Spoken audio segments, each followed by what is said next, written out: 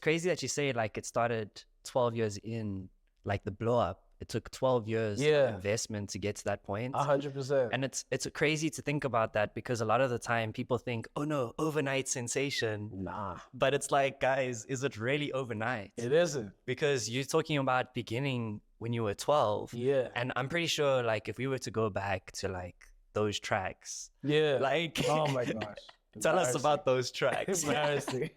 You see, so it takes like a long time to actually get that overnight sensation. Yeah.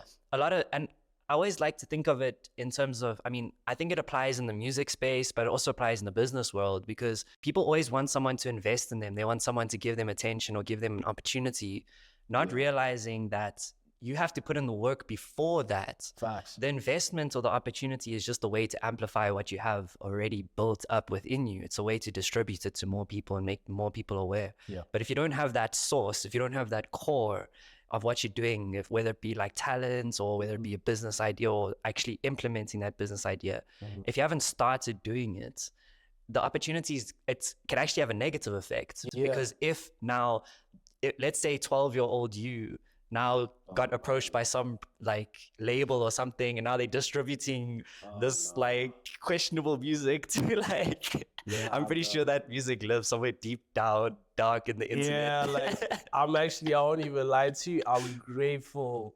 When I look back, I'm grateful none of those songs blew up. And this is like 200 songs plus that never blew up. And I'm like, yes. Yeah, no, it's crazy. Because if it had blown up, I feel like I would have gotten to a place of comfort and I wouldn't have grown musically, because I'll think this is the element, the method, and what I was saying when I was 12 years old, bro. Do you remember what you were talking about when you were 12? Like, bro, exactly. I'll be out here to cancel you one time. So it's like, yo, I'm grateful it took so long, because by the time I got there, it was like second nature. It was so easy. It was absolutely easy. It's almost like I already breathe this. I eat it. This is it.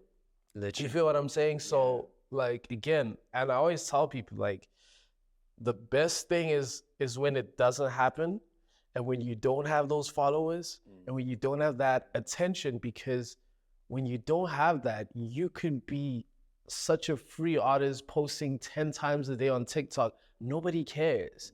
But that's the beauty of it. Nobody cares. So you could actually do it like however you want it. You could post as many times as you want.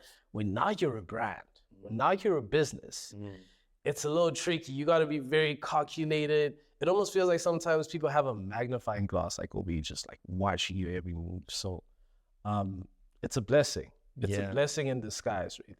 Yeah, and it works both ways. It's always a double-edged sword, right? Yeah. Like the blessing back then is you have more freedom to create and experiment and fall and fail. Yeah. But then the bigger you get, the more pressure there is.